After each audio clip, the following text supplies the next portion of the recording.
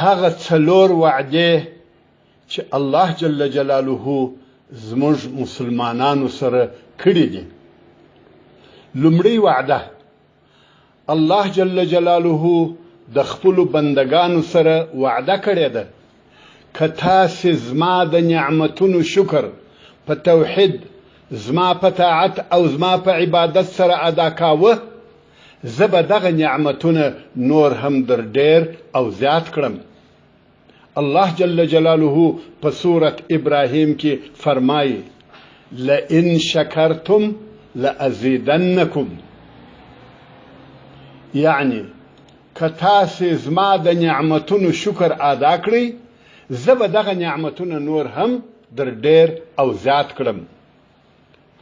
دوهمه وعده الله جل جلاله د خپل بندگانو سره وعده کړې ده چې تاسې ما په لمانځه تسبیحاتو او اذکارو سره یاد کړئ زه به تاسې یاد کړم او د دغه یادولو بدله به درکړم. الله جل جلاله په سورة البقره کې فرمایي فاذکرونی اذکرکم، یعنی تاسې ما په لمانځه او اذکارو سره یاد کړئ زه به تاسې یاد کړم.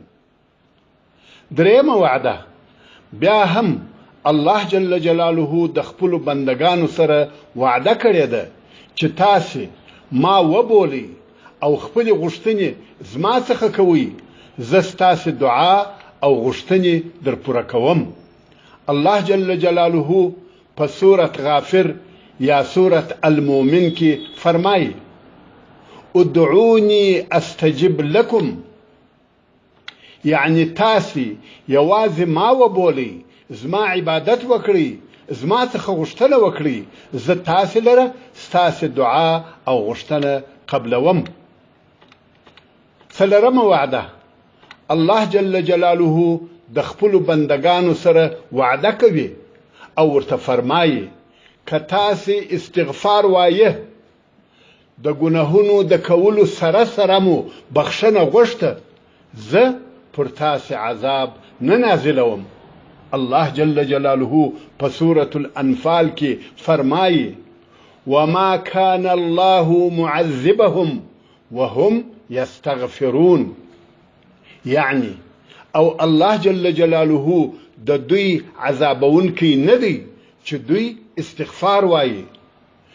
دوی ته په داسې حال کې عذاب ورکوونکی نه دی چې دوی استغفار وایي د مغفرت او بخښنې غوښتنه کوي.